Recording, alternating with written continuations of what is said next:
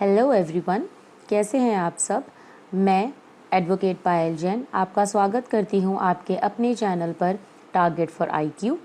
और आप उत्तराखंड एपीओ की तैयारी में आई होप बिल्कुल अच्छे से लग चुके हैं, क्योंकि इस एग्ज़ाम से लोगों को अपने लिए बहुत उम्मीद है कि इस एग्ज़ाम को हम क्रैक कर सकते हैं। तो हाँ, बिल्कुल सही बात सोचते हैं आप ये एग्ज़ाम बिल्कुल क्रैक कर सकते हैं।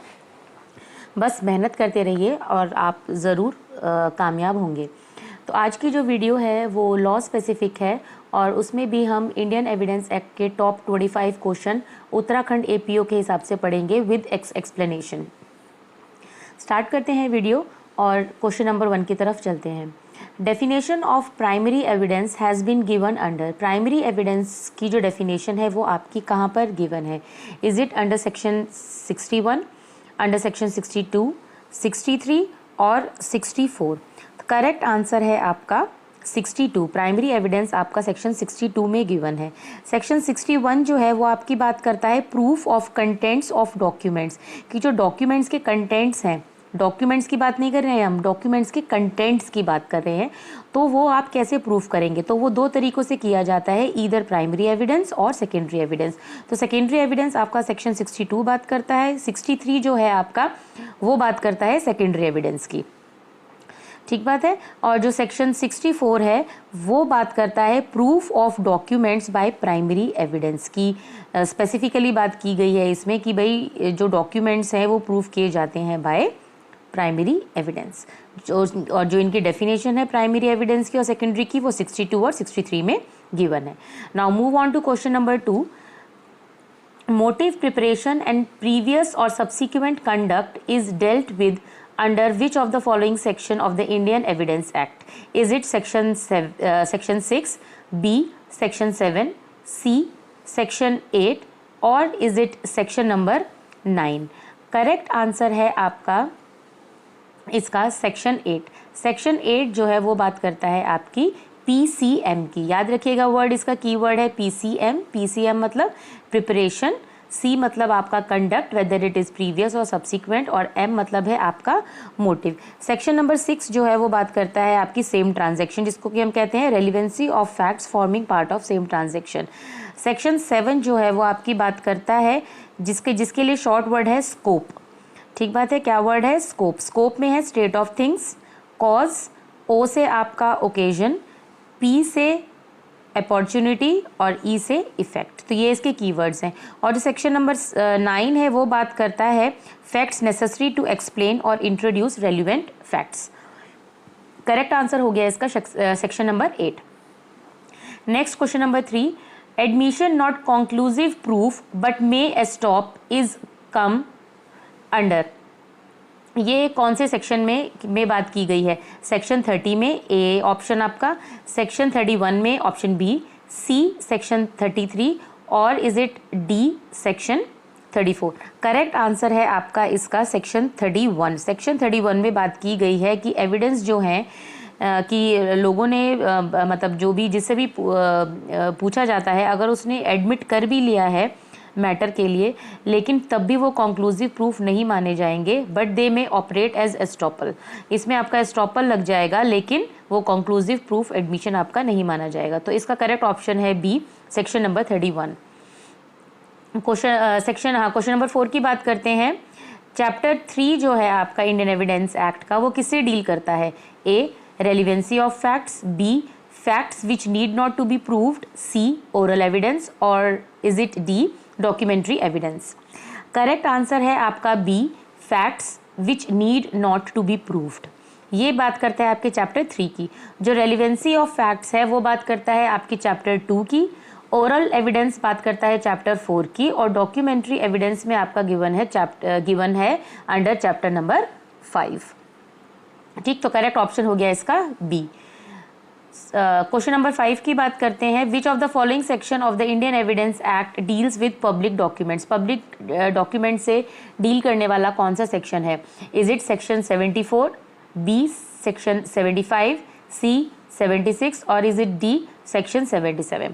Correct answer to this question is section 74। Section 74 बात करता है आपके पब्लिक डॉक्यूमेंट, सेक्शन 75 बात करता है आपके प्राइवेट डॉक्यूमेंट्स के बारे में, सेक्शन 76 बात करता है certified copies of public documents, और सेक्शन 77 जो है वो आपकी बात करता है proof of documents by production of certified copies.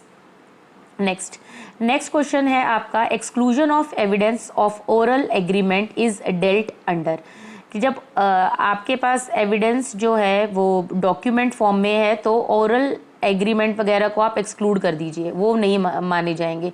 ये किस में डील किया गया है? Is it section 91, section 92, C section 93 और सेक्शन 94 जो कि आपके डी ऑप्शन में गिवन है। करेक्ट ऑप्शन है इसका बी सेक्शन 92। सेक्शन 92 बात करता है आपकी exclusion of evidence of oral agreement. इसमें यह कहा गया है कि जब कोई भी matter which is required by law to be reduce to the form of a document, वो अगर प्रूफ हो गए हैं अकॉर्डिंग टू सेक्शन 91 तो आपको ओरल एग्रीमेंट आपका एडमिट नहीं किया जाएगा। ठीक बात है, लेकिन उसके 6 प्रोवाइजोज हैं जिसमें कि उसके एक तरीके से आप कह सकते हैं एक्सेप्शंस गिवन है। करेक्ट ऑप्शन है इसका बी सेक्शन 92। अब बात करते हैं क्वेश्चन नंबर 7 की।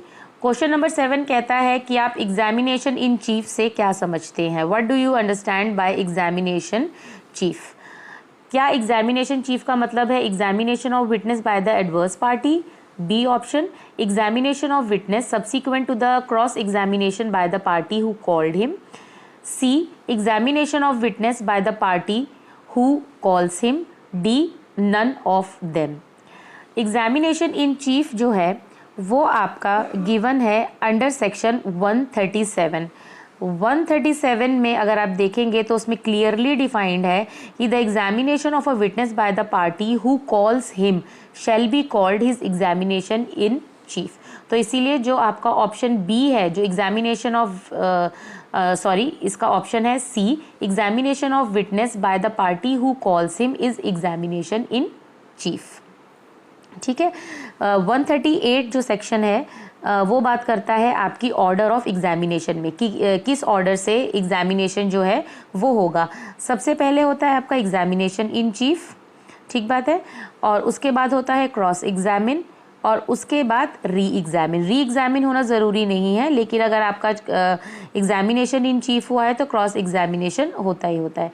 एग्जामिनेशन इन चीफ और क्रॉस एग्जामिनेशन में बहुत डिफरेंसेस भी हैं कि किसमें आप रेलिवेंट फैक्ट्स की बात करेंगे और किसमें न्यू मैटर्स अगर by the permission of court अगर इंट्रोड्यूस किए जाएंगे तो क्या आपको फर्दर एग्जामिनेशन के लिए मिलेगा या नहीं मिलेगा, ये सब। Examination of witness by the adverse party मतलब जो अपोजिट पार्टी है अगर वो लेती है तो क्या उसे एग्जामिनेशन इफ चीफ कहते हैं? नहीं, उसे क्रॉस एग्जामिनेशन कहते हैं। ठीक है, और बी ऑप्शन में जो गिवन है आपका examination of witness subsequent to the cross examination by the party who called him, उसको री एग्जामिनेशन बोलते हैं। ठीक है, तो करेक्ट आंसर है इसका C examination of witness by the party who calls him. अब हम बात करते हैं क्वेश्चन नंबर 8 की। Which of the following section of Indian evidence Act deals with admission? Is it section 16? B option section 17, C section 18, D section 19। तो इसका correct answer है B section number 17 बात करता है आपके एडमिशन की। और इसके अलावा जो आपके सेक्शन 16 है, सेक्शन 16 बात करता है existence of course of business when relevant. Section number 18 बात करता है admission by party to proceeding और हिज एजेंट, और सेक्शन 19 बात करता है admission by person whose position must be proved as against party to suit. ये सारे हैं तो 17, 18, 9 एडमिशन से ही रिलेटेड है, लेकिन एडमिशन का स्पेसिफिकली अगर हम कहते हैं कि वो कौन से सेक्शन में गिवन है तो हम उसको कहते हैं सेक्शन नंबर 17 में, जिसमें इसकी डेफिनेशन गिवन है। Question number 9, opinion of expert is dealt under. Opinion of expert की हम कहाँ बात करते हैं? A section 44, B section 45, C section 46 और is it D section number 47? तो इसका करेक्ट ऑप्शन है B section number 45। Section number 45 of Indian evidence Act deals with opinion of experts. ठीक बात है, वैसे ओपिनियन ऑफ एक्सपर्ट्स के जो सेक्शंस हैं वो है 45, 46, 47, 47A, 48, 49, 50। 50 तक, 45 से लेकर 50 तक आपके ओपिनियन ऑफ एक्सपर्ट से डील किया जाता है। तो 44 जो है वो तो फ्रॉड और कोलूजन की बात करता है, 45 ओपिनियन ऑफ एक्सपर्ट्स की, 46 बात करता है facts bearing upon opinions of experts, और 47 बात करता है हैंड राइटिंग की वो कब रेलिवेंट होता है। तो करेक्ट ऑप्शन है इसका B, section number 45। Question number 10 की बात करते हैं। Which of the following is correct according to section 61 of the Indian evidence Act. Section 61 के अकॉर्डिंग इनमें से कौन सा जो आपका ऑप्शन है वो करेक्ट है। A, contents of document must be proved by both primary and secondary evidence. B, the contents of documents must be proved by primary evidence. C, contents of document must be proved either by primary or secondary evidence. D, contents of documents must be proved by both primary and secondary evidence. Correct answer है इसका C, कि आपको जो documents के content हैं वो prove करने होते हैं या तो प्राइमरी से या फिर सेकेंडरी से, दोनों से आपको करने की ज़रूरत नहीं है, सिर्फ आप एक से कर सकते हैं। तो यही आपका पूरा सेक्शन 61 में यही गिवन है कि the contents of document may be proved either by primary और बाय सेकेंडरी एविडेंस। ये बात करता है सेक्शन नंबर 61, और सेक्शन 61 जो कि आपके चैप्टर 5 का पहला सेक्शन है 61, जो कि डॉक्यूमेंट्री एविडेंस की बात करता है। Next question number 11, section 113A 113A ये आपकी किसकी बात करता है। सेक्शन नंबर 113 बात करता है, 113A बात करता है presumption as to dowry death. B, presumption as to abetment of suicide by a married women. C, both A and B, और is it D, none of the above. Correct answer है आपका B, presumption as to abetment of suicide by a married women. ठीक बात है, ये आपका 113A बात करता है। जो अगर हम बात करें कि डाउरी डेथ का जो सेक्शन है वो है आपका 113B। Next question number 12, presumption as to the absence of consent in certain prosecution for rape is dealt under section 113A, B section 113B, C section 114, और is it section 114A। Correct answer है इसका D, section 114A। 114A बात करता है presumption as to absence of consent in certain prosecution for rape. ठीक बात है। Section 113A अभी हमने बात की है, ये बात करता है abetment of suicide by married women, और 113B बात करता है डाउरी डेथ की प्रिजम्पशन की। 114 बात करता है आपकी कि जो कोर्ट किस किस में प्रिज्यूम करेगी एग्जिस्टेंस ऑफ सर्टेन एक्ट्स। इसमें बहुत सारे आपके पॉइंट्स गिवन है with examples. Next question number 13 की बात करते हैं। Which of the following section of Indian evidence Act dealt with evidence as to the affairs of state. Is it option A section 121, B section 122, C section 123, और D section 124। Correct answer है इसका option number C, जो कि बात करता है मतलब C यानी कि section 123। 123 is the correct answer of this particular question, जो कि बात करता है evidence as to affairs of state. Section 121 बात करता है आपकी जजेस की विटनेस में अगर क्या उनकी वैल्यू रखी जाएगी, इसमें है 121 बात करता है जजेस एंड मजिस्ट्रेट की। 122 बात करता है कम्युनिकेशंस ड्यूरिंग मैरिज। 123 आपका इसका आंसर है ही, और सेक्शन 124 बात करता है ऑफिशियल कम्युनिकेशन की। Next, question number 14. Order of production and examination of witnesses is dealt under A. Section 135, B. Section 136, C. Section 137, या फिर ऑप्शन होगा इसका डी, सेक्शन 138। इसका करेक्ट आंसर है ऑप्शन नंबर ए, सेक्शन 135। 135 ही आपकी बात करता है order of production and examination of witness. 136 जो है वो बात करता है जज to decide as to admissibility of evidence. 137 हमने ऊपर भी डिस्कस किया था कि 137 बात करता है एग्जामिनेशन इन चीफ की, और 138 बात करता है ऑर्डर ऑफ एग्जामिनेशन की। Next, Indian evidence act came into force on. Indian evidence act आपका कब आया था? क्या वो 1 जनवरी 1872, या फिर 1 अप्रैल 1872, 1 सितंबर 1872, और ऑप्शन नंबर डी 31 मार्च 1872।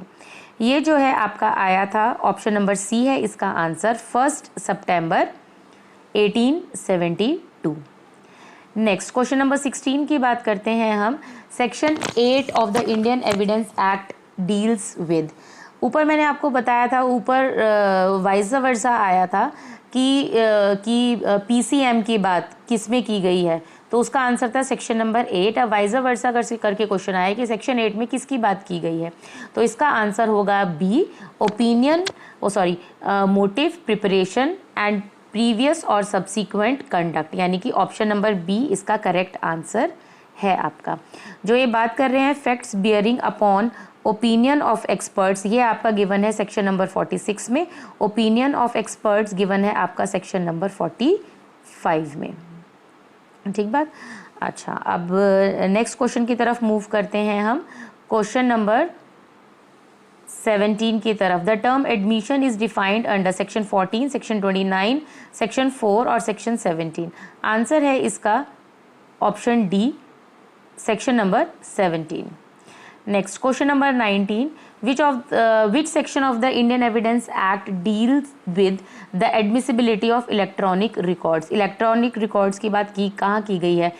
ए section 55, B section 68, C section 55B या फिर डी सेक्शन 20।